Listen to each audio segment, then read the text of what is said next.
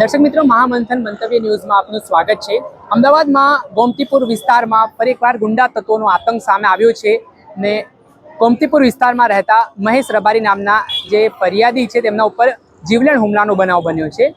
ગઈકાલે 4 વાગ્યાની આસપાસનો આ બનાવ કહેવાઈ રહ્યો છે।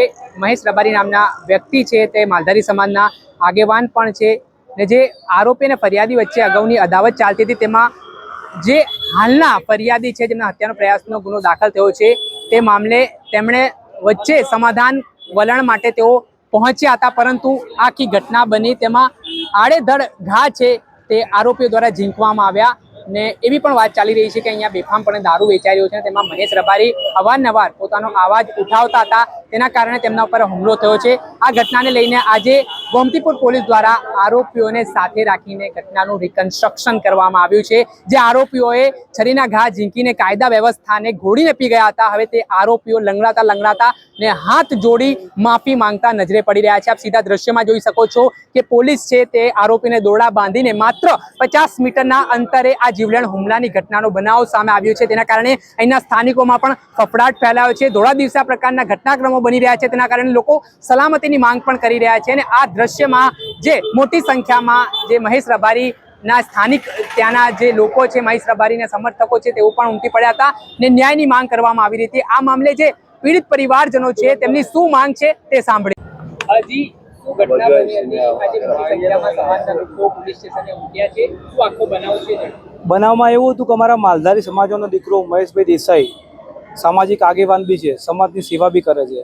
2-3 દિવસ પહેલાં અહીંયાના સ્થાનિક લુખા તત્વો 7 આરોપી, એમાં એક નાબાલિગ છે, એ લોકોએ મહેશભાઈને 3:30 થી 4 વાગ્યાના સમારમાં ઘરેથી બોલાયા બહાર મળવા માટે, છેતરીને લઈ ગયા પોલીસ સ્ટેશનથી ખાલી માત્ર 50 મીટરના અંતર ઉપર।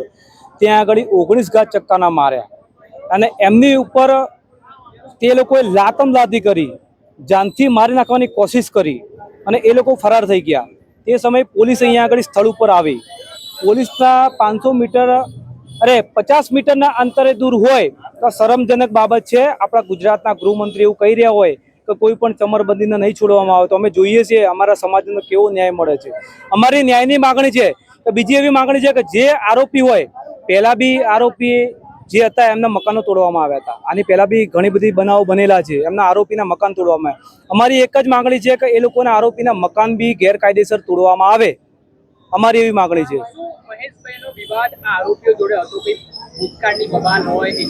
મહેશભાઈના વિવાદમાં તો અમને એવું જાણવા મળ્યું, અહીંયા સ્થાનિક અમારા આગેવાનો એવું કહે છે કે ભાઈ આ જે આરોપીઓ છે એ અહીંયા દારૂનો ધંધો કરતા અને દારૂનો ધંધો કરતા એ દારૂનો ધંધો બંધ કરવાની બાબત મહેશભાઈને ચક્રાટ ચાલતો હતો અને એ લોકોએ મહેશભાઈનો ખુલ્લે આમ 4 વાગે કોઈ હતું નહીં ત્યારે લાભ ઉઠાવી અને છેતરપિંડી કરીને એમને મારવામાં આવ્યા છે।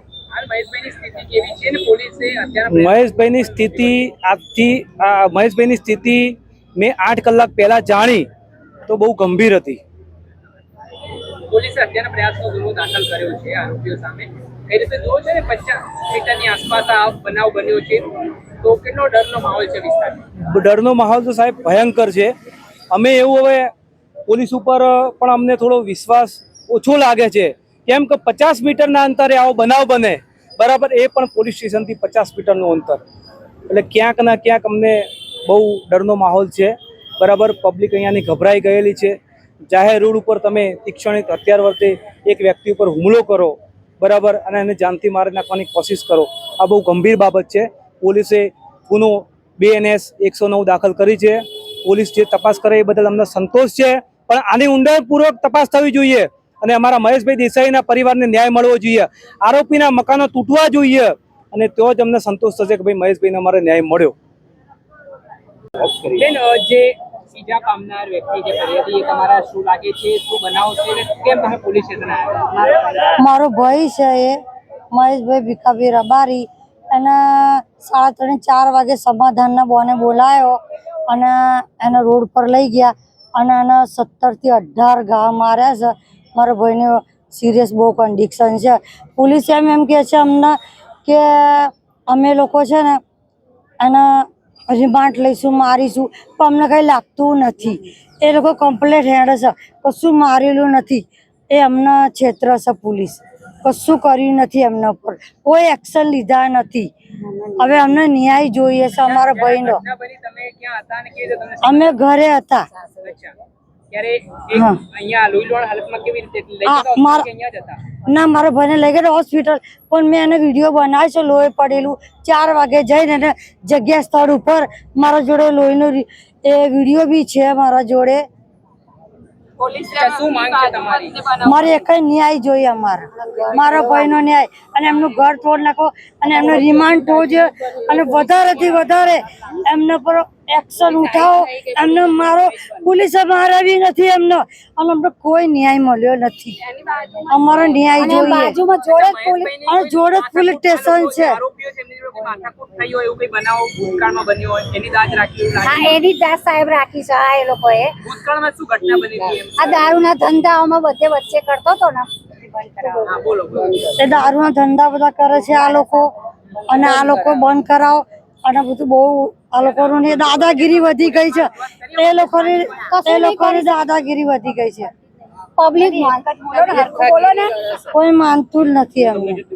આપણે સાંભળ્યા હતા પીડિત પરિવારજનો. તેઓ માંગ કરી રહ્યા છે કે આરોપી સામે કડકમાં કડક પગલાં લેવાવા જોઈએ, કેમ કે તેમનો ભૂતકાળમાં પણ આ વિસ્તારમાં ત્રાસ રહ્યો છે.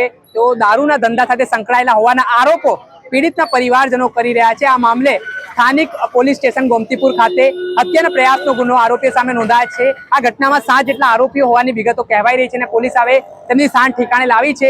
હવે જોવાનું રહ્યું કે ગોમતીપુર વિસ્તારમાં જે અસામાજિક તત્વોએ માથું ઉચક્યું છે તેમને સાંઠ ઠેકાણે લાવવા માટે, તેમને કાયદાનો ડર બતાવવા માટે પોલીસ આગામી દિવસોમાં કયા પ્રકારના પગલાં લે છે. પરંતુ આ ઘટના તે વિસ્તારમાં ઘેરા પ્રત્યાઘાત પડવાની શરૂઆત થઈ છે. ત્યારે આ મામલે શું કહી રહ્યા છે અહીંના સ્થાનિક એસીપી તે પણ સાંભળો.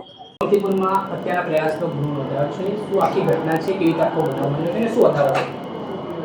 ગઈ તારીખ 2/9/25ના રોજ વહેલી સવારે 4 થી 4:30 વાગ્યાની અરસામાં આ કામના ફરિયાદી સાથે અને આરોપીઓ વચ્ચે અગાઉ ઝઘડો થયો હતો. એ બાબતનું સમાધાન કરવા માટે આ બધા ભેગા થયેલા હતા, અને એ દરમિયાન આ કામના આરોપીઓએ ફરિયાદી તથા ઈજા પામનારને છરી વડે તેમજ લોખંડની પાઇપ વડે હુમલો કરી, છરીના ઘા મારી અને જીવલેણ હુમલો કરેલો છે.